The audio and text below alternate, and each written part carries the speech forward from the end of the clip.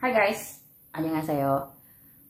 Buat kalian pejuang beasiswa dari Sabang sampai Merauke yang pengen kuliah ke luar negeri, jangan di skip videonya, tonton, semoga bermotivasi. Karena aku nggak pandai buat opening yang estetik, jadi langsung aja ya, langsung tonton videonya.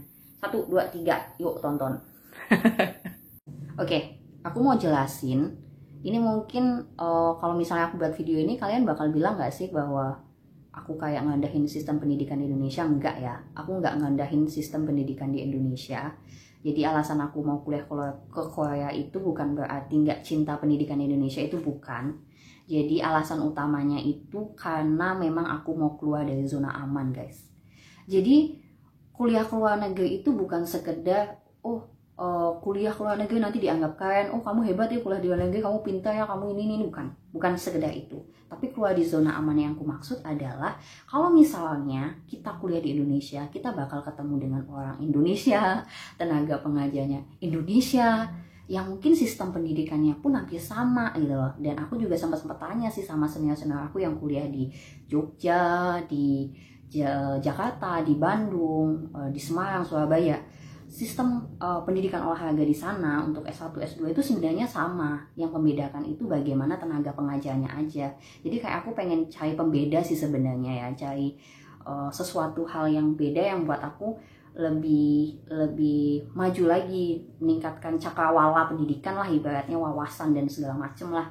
Dan kalau misalnya belajar di luar negeri kan kita bakal belajar budaya baru, bahasa baru, ketemu teman baru yang mungkin pemikirannya itu berbeda-beda. Jadi kayak kita bisa sharing pemikiran gitu dengan mahasiswa yang ada di seluruh dunia. Kalau misalnya dari segi penelitian pasti dong, kalau misalnya kuliah ke luar negeri itu kayak lebih, wah penelitiannya skala internasional gitu kan. Itu sih kenapa aku mau kuliah ke sana. Dan sebenarnya aku mau kuliah ke luar negeri itu udah sejak dari dari SMA malahan.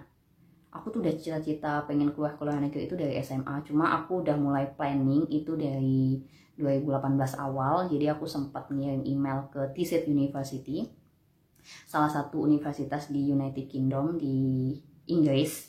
Jadi di sana itu aku rencananya mau ngambil exercise, psychology, dan health. Itu kan keren kan, kalau di luar negeri itu dia nggak spesifik satu jurusan. Kalau di Indonesia kan pendidikan olahraga, kepelatihan, ilmu olahraga. Kalau di sana itu mereka lebih spesifik gitu loh. Jadi kita bisa lebih fokus untuk belajar gitu. Tapi masalahnya guys, mau kuliah di sana itu kita harus punya IELTS minimal skornya itu 7. Nah, bayangin aku kayak mental aku langsung dep gitu loh. 2018 itu bahasa Inggris aku tuh masih sekedar short conversation gitu loh. Bahasa Inggris aku nggak terlalu bagus gitu kan. Jadi aku pikir butuh biaya berapa kira-kira aku mau les IELTS dan juga tes IELTS itu kan. Jadi kayak aku masih ragu untuk kuliah ke sana. Dan akhirnya aku menemukan GKS. Jadi akhirnya aku skip dulu beasiswa di Eropa itu, khususnya di UK. Aku pindah haluan ke beasiswa di Asia, salah satunya di Korea. Ya karena memang aku suka Korea, ada beasiswa Korea yang menurut aku banyak benefitnya. Ya kenapa enggak aku mau ngelamar ke sana kan? Ya itu sih alasan kenapa aku mau ke sana. Itu. Tapi ada lagi alasannya banyak. Jangan di skip, tonton videonya sampai selesai. Oke. Mau ngebahas alasan kenapa mau ke Korea, kenapa mau kekeh banget kuliah ke Korea. Yang pertama itu adalah karena aku tuh suka banget sama semua yang berkaitan dengan Korea, baik itu budayanya, terus itu makanannya, tempat wisatanya, maupun kayak sekolah-sekolah di Korea tuh memang bener-bener wah gitu loh menurut aku ya gitu loh. Itu dari opiniku. Yang kedua itu ini dari sedikit obrolan aku juga dengan salah satu mahasiswa di sana. Jadi aku sempat via telepon sih waktu itu dengan salah satu penerima beasiswa juga di Korea, di salah satu universitas di Korea itu namanya Chongnam University. Jadi aku sempat nanyain, Kak gimana sih kalau misalnya kita sebagai seorang muslim itu kuliah di Korea, apakah negaranya itu open dengan kita yang notabene kalau muslim cewek pasti berjilbab kan. Nah jawaban kakak itu di sana itu aman. Jadi sebenarnya orang Korea itu kan nggak terlalu peduli ya dengan ya kita mau pakai jilbab atau enggak, mereka nggak terlalu peduli. Cuma mungkin ada beberapa yang penasaran nanya gitu. Jadi kakak itu sempat naik bis, itu sempat ditanya gitu, kamu pakai ini penutup kepala apa nggak panas gitu kan. Lalu kakak itu menjawab enggak gitu kan. Mungkin cuma sekedar penasaran aja sih orang Korea di sana itu. Jadi untuk kita yang muslim di Korea itu insya Allah aman gitu. Dan yang ketiga, alasan ketiga kenapa aku mau kuliah ke Korea, khususnya jurusan olahraga, ya kita tahu dong guys, Korea itu salah satu negara dengan sistem olahraga terbaik. Kenapa nggak terbaik? Karena di Asia sendiri Korea itu menjadi negara yang masuk kualifikasi Piala Dunia, dan itu kayak jadi rasa penasaran aku gitu loh. Kenapa sih kok Korea tuh bisa masuk kualifikasi Piala Dunia gitu loh? Apa sih rahasianya? Kenapa Indonesia nggak bisa gitu loh? Itu mungkin kalau alasan dari segi olahraga ya. Yang keempat itu sistem pendidikannya. Ya kita tahu lah ya, sistem pendidikan di Korea itu memang sedikit lebih berat daripada di Indonesia. Jadi memang di sana itu lebih kompetitif. Orang Korea itu kompetitif di segala bidang termasuk di pendidikan. Tapi ada beberapa nilai plusnya di Korea itu, misalnya dari segi fasilitas, dari segi sistem kualitas fasilitas, kualitas gurunya, dan juga kualitas dari media pembelajarannya itu, aku akui Korea itu benar-benar top. Nah, dan alasan kelima kenapa aku mau banget ke Korea itu, Korea itu di universitas-universitasnya ini ya, yang pernah aku searching, salah satunya itu di Sungkyunkwan University atau SKKU. Jadi di universitas tersebut itu menyediakan kerjasama antara mahasiswa dengan perusahaan yang ada di sana. Misalnya nih mahasiswa olahraga, jadi mereka itu nyediain kayak suatu organisasi kerjasama antara pekerja olahraga ke perusahaan olahraga yang ada di sana. Ini jadi kayak jadi peluang kan bagi aku nih, salah satunya sebagai mahasiswa olahraga yang berniat kuliah di sana. Jadi itu menurut aku sangat menarik sih. Dan juga di Korea itu untuk klub-klub olahraga di universitasnya itu mereka nggak main-main guys. Jadi memang bener-bener kalau yang mau kuliah di sana, mau berniat juga untuk ngembangin potensinya di bidang atlet, itu bener-bener wah, bener-bener keren. Bener-bener aku saranin deh ke Korea gitu loh. Dan selanjutnya yang keenam, ini masih ada kaitannya juga dengan yang kelima. Negara Korea itu mereka sangat-sangat membuka peluang untuk melakukan yang namanya research. Jadi ibaratnya pemerintah Korea itu benar-benar apa ya, loyal gitu loh dengan dana pendidikan khususnya di bidang penelitian. Karena ini jadi kayak keuntungan banget. Terutama aku kan udah melakukan penelitian itu dari semester 6, aku udah sering ngelakuin penelitian. Jadi kalau misalnya aku mau neliti di Korea, di perusahaan Korea yang berkaitan dengan olahraga, itu kayak jadi keuntungan bagi aku gitu loh. Jadi itu bikin motivasi aku kenapa aku mau kuliah di sana. Salah satunya ya mereka nyediain penelitian yang skalanya itu memang nggak main-main, skalanya lebih besar gitu loh. Ya, kalau misalnya dia bilang lah kan di Indonesia juga disediain juga penelitian gitu kan, dana penelitian atau segala macem gitu kan. Cuma aku lebih kayak pengennya itu kan skalanya internasional ya gitu loh. Jadi kalau misalnya dapat dana penelitian di Korea kan keren tuh. Kita bisa melihat sisi lain dari dunia olahraga di negara khususnya Asia, khususnya Korea. Aku banyak ngomong khususnya. Oke. Next. Oke, alasan berikutnya ini mungkin lebih kayak pribadi ya. Jadi 6 alasan tadi itu sebenarnya secara umum, baik secara umum maupun opiniku. Tapi alasan yang ini tuh, ini bener-bener kayak mewakili diriku deh kenapa aku mau ke sana. Jadi orang Korea itu kan aku udah bilang kan, mereka tuh kompetitif banget. Dan sebenarnya karakter orang Korea yang kompetitif itu sama banget dengan karakterku. Jujur aku tuh karena dari atlet ya, jadi kayak memang jiwa kompetitif itu udah tertanam dari sejak aku mulai terjun sebagai atlet gitu loh. Jadi kayak aku pengen belajar sistem kerja keras di Korea itu kayak gimana. Lagian kan orang Korea itu kan disiplin ya. Dan aku berharap ketika aku kuliah di sana aku bisa ngikutin pola hidup orang Korea itu kayak disiplin, kompetitif, kerja keras, orangnya selalu optimis dan segala macem. Itu dari beberapa alasan kenapa aku mau ke sana. Tapi alasannya yang positif-positif aja gitu kan. Maksudku aku ngiyaunya alasan positif, nanti kalian berpikir kan alasan di Korea kan juga banyak negatifnya ya. Negatifnya jangan diikutin ya. Positifnya aja. Dimanapun kalian mau sekolah, yang diikutin itu adalah sisi positif dari negara tersebut. Negatifnya jangan diikutin. Oke? Nah, di video pertama aku kan udah sempet bilang bahwa video ini tuh sebenarnya lanjutan dari video ini nih. Video yang bahas tentang gimana aku bangkit dari kegagalan. Dan video itu kan juga sempat ada sedikit bincang-bincang aku dengan Kak Dimas, dengan Kak Natasha. Banyak banget dengannya, sumpah.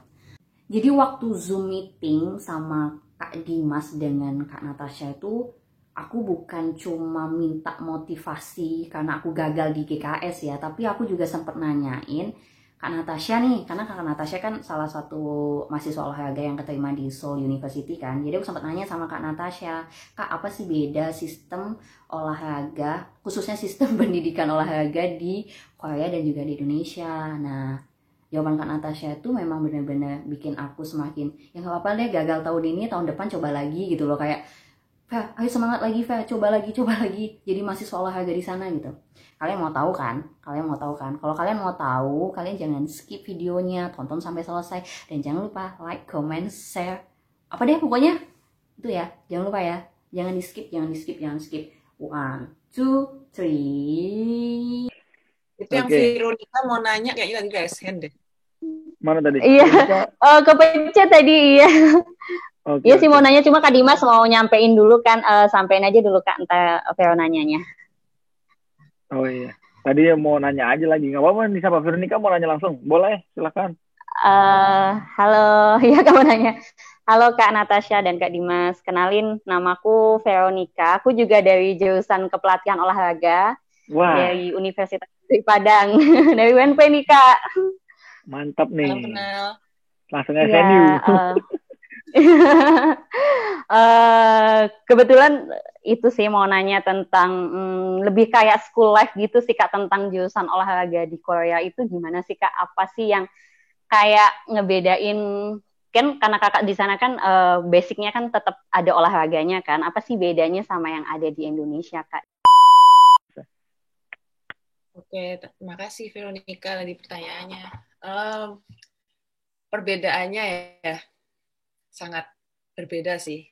Yang pertama kalau secara ini dari olahraga ya, compare to Indonesia, yang jelas semua fasilitas yang ada di sini jauh dari kita, dan yang udah ada di semua berbagai scholars dan di berbagai berita-berita juga, emang Korea ini secara olahraga memang dia sangat spektakuler, dari secara prestasi, secara mereka host event, terus juga secara fasilitas dan sebagainya, itu memang luar biasa progresnya, dengan dimana usia negara ini sama usia negara kita kan sebenarnya sama, cuma beda 2 hari kan. Cuma di sini 15 Agustus 1945, di Indonesia 17 Agustus. Di sini progresnya luar biasa, dan kayak misalnya kayak di kampus itu labnya udah kayak, kalau kunjung misalnya kayak kemarin aku habis dari labnya anak-anak sport engineering, dari anak-anak yang bagian engineeringnya lab olahraga, aku udah kayak ke pabriknya sepatu merek tertentu, yang ada sepatu yang ada bluetoothnya, yang bisa bikin sepatu untuk kaki yang pola kakinya ramping atau pola kakinya ini, terus yang atau nekannya sekian, itu semua ada, semua alatnya di kampus. Itu luar biasa sih menurutku. Bisa kayak, terus mereka juga di kampus aja udah ada kayak treadmill ini untuk orang yang mau lari jarak jauh, untuk lari sprinter dan sebagainya, itu seperti itu ada di kampus. Bayangin aja di perusahaan-perusahaan di Korea seperti apa gitu loh. Itu yang cukup bikin aku surprise dan impress banget di masalah secara fasilitas ya. Terus untuk masalah terus profesor juga jelas pengajar paling selalu rata-rata kayak lulusan Michigan, rata-rata lulusan USA dan sebagainya, itu benar-benar high quality, dan semuanya juga publikasinya luar biasa. Itu benar-benar mereka juga kayak yang punya teori-teori itu di sini. Jadi ya cukup suatu kehormatan, seperti pembimbingku tesis ini, yang dimana dia yang membuat program beasiswa ini. Jadi salah satu proyeknya dia dari profesornya ini membuat beasiswa kerjasama dengan Kemenpora Korsel untuk memberikan beasiswa kuliah ini ke negara-negara berkembang yang ada di dunia. Jadi dia salah satu tokoh juga gitu. Jadi secara pengajarnya juga SDM-nya bagus, menurutku fasilitas jelas sangat bagus. Terus juga di sini tuh kalau masalah kampus, karena aku suka olahraga juga, ada lapangan tenis, terus lapangan larinya bagus. Ya kalau aku menilai tempat seperti itu, jadi yang dilihat fasilitas olahraganya, terus juga banyak ada basket dan ini itu tuh cukup banyak fasilitasnya di dom juga ada fitness, harganya juga fitnessnya bayar ya, bukan yang fasilitas dom sih, itu juga masih terjangkau. Terus apalagi ya, secara fasilitas dan lain-lain itu bagusnya. Itulah yang kalau aku sih yang impresnya di labnya itu yang baru di lab engineeringnya. Ntar kalau ke lab yang lain-lain lagi yang secara kayak sport behavior, consumer behavior dan sebagainya bla bla bla itu juga bagus-bagus seperti itu. Nah, udah selesai ditonton. Gimana? Seru kan? Iya, itu tuh alasan dari Kak Natasha kenapa beda sistem olahraga di Korea dan juga di Indonesia. Itulah yang aku habis kayak lemes, gagal tuh kayak wah bangkit lagi gitu kan, walaupun perlahan-lahan sih bangkitnya gitu. Itu tuh kayak bagian dari motivasi aku kenapa aku harus bangkit lagi. Fer, ayo bangkit lagi walaupun gagal kemarin, ayo bangkit yuk bangkit. Kita mau meningkatkan kemampuan kita khususnya dalam belajar kan, jadi kita ya harus kerja keras lagi, khususnya ya belajar dapetin beasiswa. Nah, tapi aku tuh bikin planningnya sekarang itu nggak cuma satu beasiswa, jadi aku udah tulis 10 beasiswa yang mau aku ikutin di tahun 2022. Gila, 2022 masih setahun lagi gitu kan. Jadi supaya kalau misalnya kita gagal satu, kita masih punya banyak cadangan. Ya kita nggak tahu ya apakah cadangan itu juga bakal berhasil, yang penting berusaha dari sekarang. Jadi gimana guys? Semoga video aku tadi itu menginspirasi kalian yang mungkin kalian gagal di tahun ini buat dapetin beasiswa, atau kalian juga senasib sama aku yang sama-sama ikut GKS tapi kalian gagal juga. Jadi video ini aku harap bisa memotivasi kalian. Kalian tetap berusaha lebih keras lagi, tingkatin kemampuan kalian, jangan pernah berhenti untuk mencoba, jangan pernah berhenti untuk mengejar mimpi kalian itu. Aku percaya kalau misalnya aku pribadi ya, percaya aja deh, dan kalian juga harus percaya.